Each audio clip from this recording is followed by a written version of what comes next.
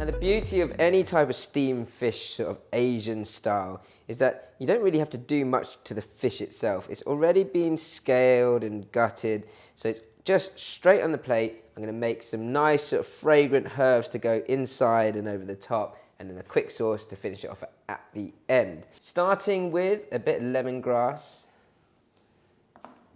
I'm going to take a small bit of lemongrass to finely chop, and the rest is just going to be bashed and pop it into the cavity. I don't want too much finely chopped lemongrass because it can be quite woody, and this is just going to be sitting on top of the fish with my sort of garlic and chili mix. Try and finely chop it up as much as possible, just so when you bite into it, it's not too crunchy. So the rest of the lemongrass can just sort of cut so it's usable size lengths, and that can go in a second into the cavity along with some galangal. The galangal, just nice slices. Again, most of that will go into the cavity itself. Take a little bit finely chopped.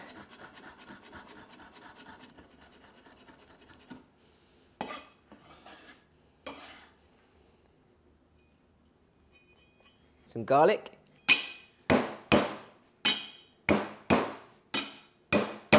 Finely chopped. Actually, this dish was one of my dad's favourites to order whenever we were in Thai restaurants in Hong Kong. And it's just such simple flavours, but once sort of compiled together, really bring out the sweetness of the fish. So I've got some lime leaves coming up next and some lime juice at the very end for that nice sort of sweet, sour, salty flavour. And that's what I love about Thai food, is that really great balance of flavours. So garlic, that's all going to go at the top with that finely chopped lemongrass and galangal. Next up, some red chilli. And you could either just slice this for garnish at the end, or we can put it into this sort of rough paste or combination of ingredients. If you're going to do that, then finely chop it again.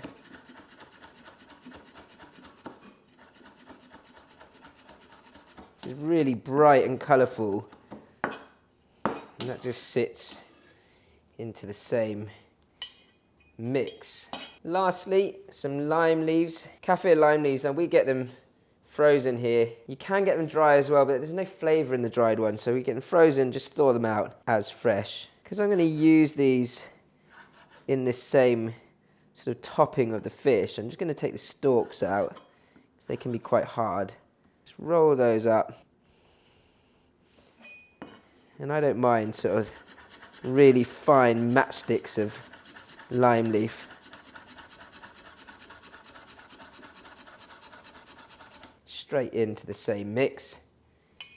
And then lastly, for your garnish, your spring onion and coriander. The stalks of the coriander I'm going to use first to go into the mix. Add a bit of fresh crunch to the top of the fish. So fragrant. This whole thing is all about nice natural flavours and texture.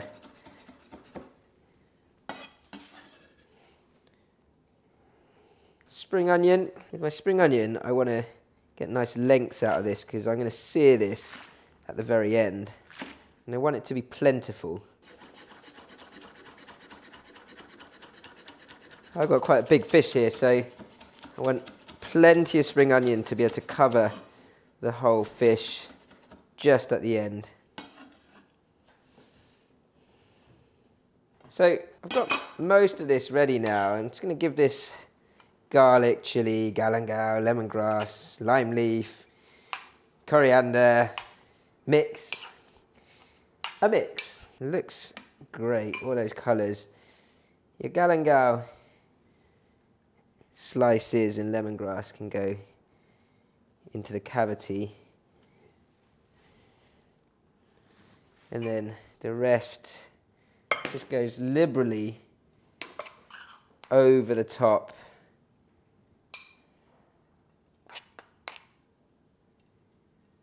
You know just from looking at this that this is going to be delicious. That's going to steam. I've got quite a large fish here, so I'm going to put this into our steam oven on full steam, about 15 minutes. If you had a smaller fish, you could just put it on a round plate and then steam it in your wok. The way I do that is just any sort of heat-proof bowl or tray, and then your plate on top and lid over the top of that. Fill your wok about halfway up with water. Let that steam away. Steaming, definitely steaming.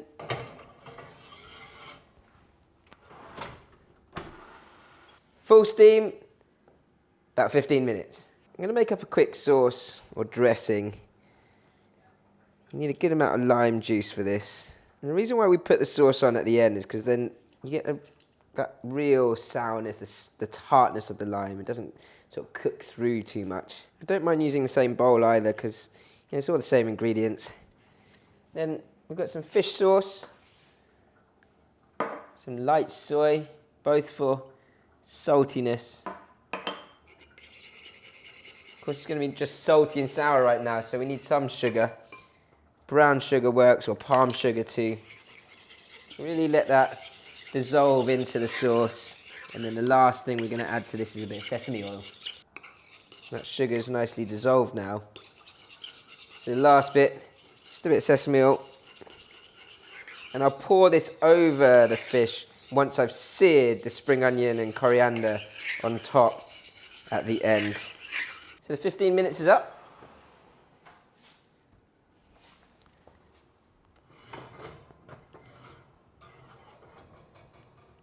So, easy way to check whether your fish is fully cooked or not is the dorsal fin. So you can just pull that, and if it comes out straight away, then it's fully cooked.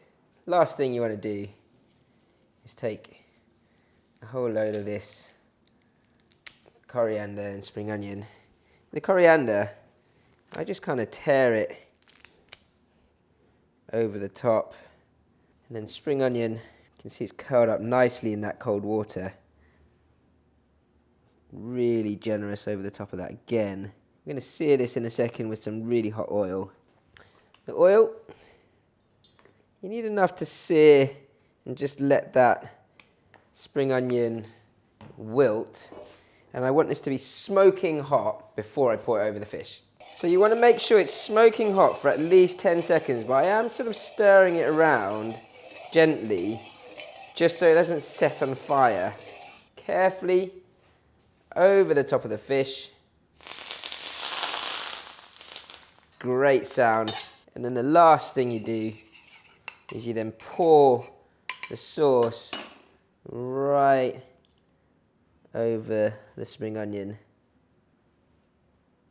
Oh, yeah, it's just super fragrant, really fresh, and I can't wait to dig in. If your fish is perfectly cooked, you should just be able to run a spoon down the spine a bit and just push with the back of your spoon, and it should just fall straight off the bone.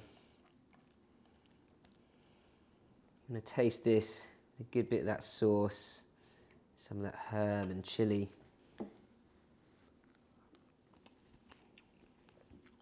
Wow. That's so fresh.